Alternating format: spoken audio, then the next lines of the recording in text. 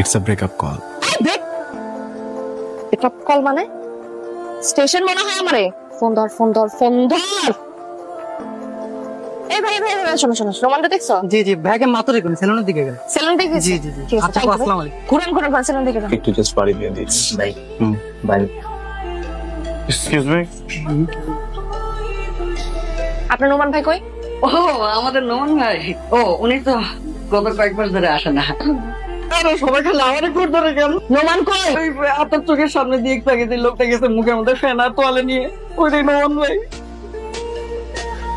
Hello, আমাকে follow করে কোনো লাভ, আমি তোমার সাথে আর কোনো সম্পর্কই রাখবো না। This is final. তুই ফাইনাল করার কে? এটা কি তোর একার সম্পত্তি? তুই আমাকে ঠিকঠাক মতো বলবি তুই কেন আমার সাথে ব্রেকআপ করছিস? আমার সম্পর্ক, আমার প্রেম, আমার খুশি। তুই যদি আমাকে ক্লিয়ারলি না বলস যে তুই কেন ব্রেকআপ করতেছিস, আমি কিন্তু তোর 14 শিখের ভাত খাওয়া ছাড়বো নোমান। হ্যাঁ, কই তুই রে? তোর বাপ না পুলিশে চাকরি করে? কাজ আছে, থাক আসতেছে। তুই আঙ্কেলকে বল ওর কাছে দুটা পুলিশ। আমি আব্বাকে বলতেছি ওকে খুঁজে বের করবে, আব্বাকে বললে অনুমানকে বের করে আনতে হবে। ওর কোনো কথা নাই বার্তা নেই, আমাকে ফোন করে বলতেছে ও ব্রেকআপ করতে চায়। আন্টি, ওমানের কি হয়েছে বলেন? মানে আমি ওকে ফোনে পাচ্ছি না, আমি ফেসবুকে কন্টিনিউয়াসলি ওকে মেসেজ করছি, ওখানেও পাচ্ছি। আবার রিসেন্টলি আমি শুনলাম অনেকে অফিসেও যাচ্ছে। এই কারণটা কি আন্টি? ও তো একটু এমন, তোরা গল্প কর।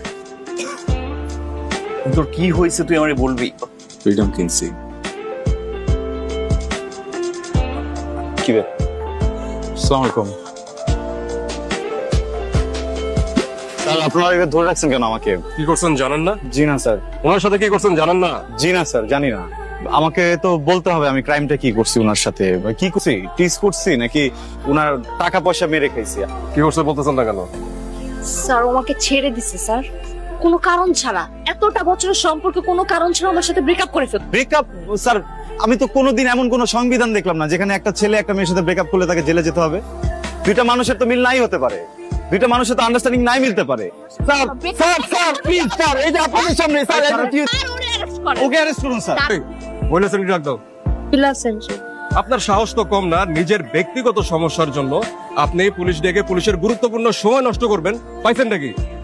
কোনো কারণ ছাড়া ব্রেকআপ ও করতে পারে না, তার উপরে আমাকে কারণটাও বলে না। আমরা এটা মীমাংসা করে নিব। তুই ব্রেকআপ কেন করবি কোনো কারণ ছিল? তুই আমাকে এখন ব্রেকআপের কারণ বল। স্যার স্যার কলার ধরে। কিসে কিসে? স্যার কিছু ধরি নাই, কিছু আমাকে ব্লক করে রেখে দিছে। আমি ওটা দেখতে পারতেছি না, আমি ওর ভয়েস শুনতে পারতেছি না।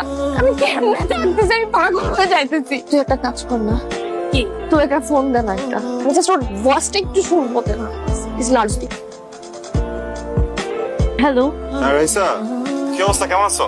এই তো মেয়ের কণ্ঠ শুনলে একটা মধুর সুরে কথা বলতে মন চায় তোর না? এই নাম্বার থেকে কেন ফোন দিবা তুমি আমাকে? আর একটা মানুষ যদি আমাকে ফোন দেয় আমি তাকে জিজ্ঞেস করবো না সে কেমন আছে? আমি তো বেয়াদব। আমার সাথে কথা বলতে কি সমস্যা তোর?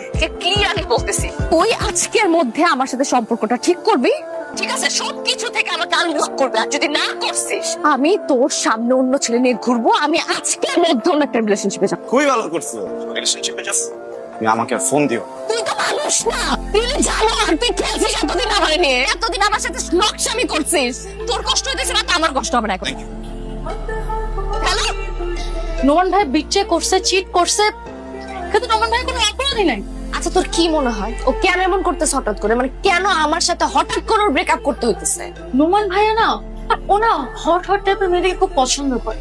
সব থেকে বড় কথা হচ্ছে তোর চলাফেরা, তোর চাল, তোর কথাবার্তা সবকিছু টমবাইদের মতো। তোর এটা কেন মনে হচ্ছে? আমি তোকে জানছি, তুই রাগ করিস না।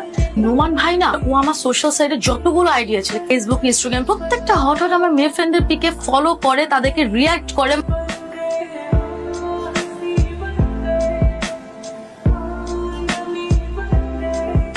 মেয়ে আসছে।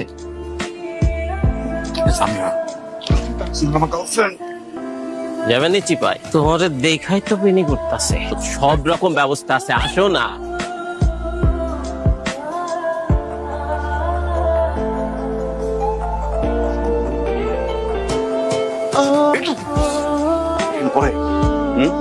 যা যা যা যা। আমি কোথাও যাবো না। তোর না এরকম মেয়ে পছন্দ? ওই আমি টি শার্ট পরে ঘুরে, আমাকে তো তোর ভালো লাগে না।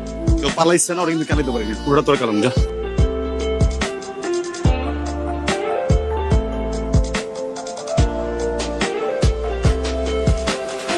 হ্যালো, আই এম সরি, এইভাবে হাতটা দেওয়া ঠিক হয়নি। আমি কি তোমার ভালো থেকো।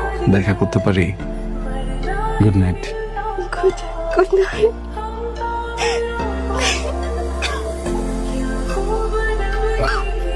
কি হয়েছে? এখন জানি মন মরা লাগতেছে। এমনি ডিস্টার্ব করবো? কি বল? তুমি বসবা, ঘুমানোর পর যাও।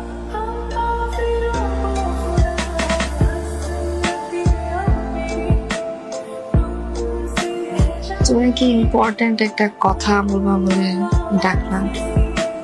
ও রুহি, তোমার সাথে রিলেশনটা স্টার্ট হওয়ার আগে আমাদের কিছু ভুল বোঝাবুঝির কারণে আমাদের ব্রেকআপ হয়ে যায়। হঠাৎ তোমার সাথে পরীক্ষা হলো, তো প্রথম ভালোবাসা একবারই আসে। স্টপ, তোমাকে আর কিছু বলতে হবে না। বুঝতেছি তোমার কষ্ট। খুব ভালোবাসা, তোমার ভালোবাসা কেমন তুমি তো বুঝো।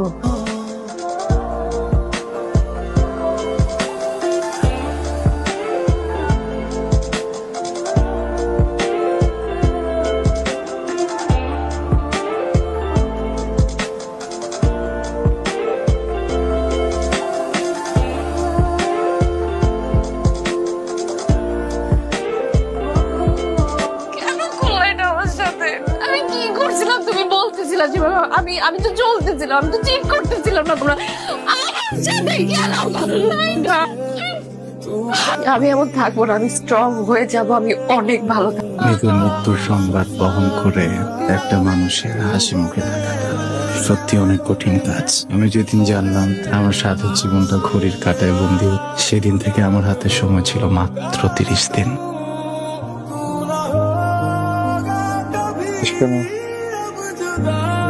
আমি যখন মরে যাব, থ্যাংক ইউ। কেন? তুমি সেদিন আমার সাথে রেস্টুরেন্টে না গেলে আমি সামিয়াকে দূরে সরাতে পারতাম না। তো কাজটা আপনি একদম ঠিক করেননি। শেষ সময় আপনার পাশে থাকাটা সামিয়াই ডিজার্ভ করে।